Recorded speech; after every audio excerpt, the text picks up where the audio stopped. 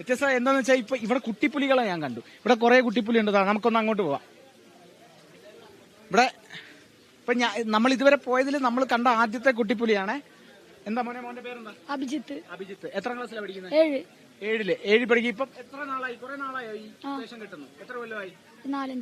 4-5 കൊല്ലമായി ഈ പുലിയായിട്ട് ഇറങ്ങാൻ തുടങ്ങിയിട്ട് അല്ലേ? എങ്ങനെ ആവേശം അതേപോലെ ഇല്ലേ? കപ്പടിക്കണ്ടേ? കാലൊക്കെ നമ്മള് അടിച്ചു കയറി വരണം. ഈ പുലി അവൻ എന്താ ഇഷ്ടം തോന്നാൻ കാരണം എന്താ? അച്ഛൻ കെട്ടി തുടങ്ങിയപ്പോ തുടങ്ങി. അച്ഛന്റെ ഒപ്പം വന്നാണ്. അച്ഛനുണ്ടോ ഇവിടെ?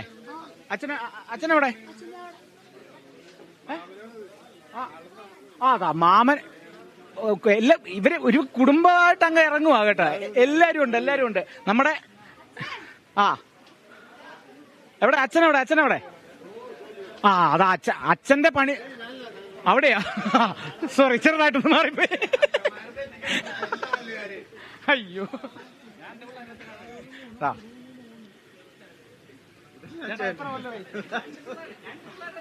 23 വർഷം. 23. അപ്പം മോനോ?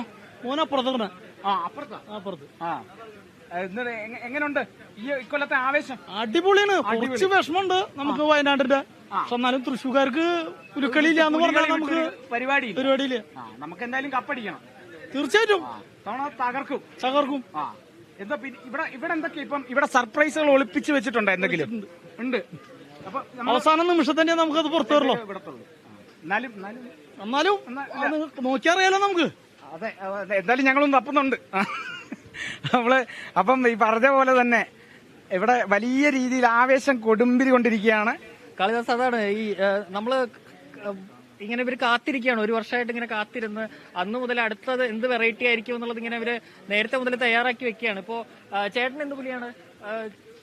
നാടൻ പുലിയാണ്. അതുപോലെ തന്നെ ചേട്ടൻ എത്ര വർഷമായി തുടങ്ങിയിട്ട്?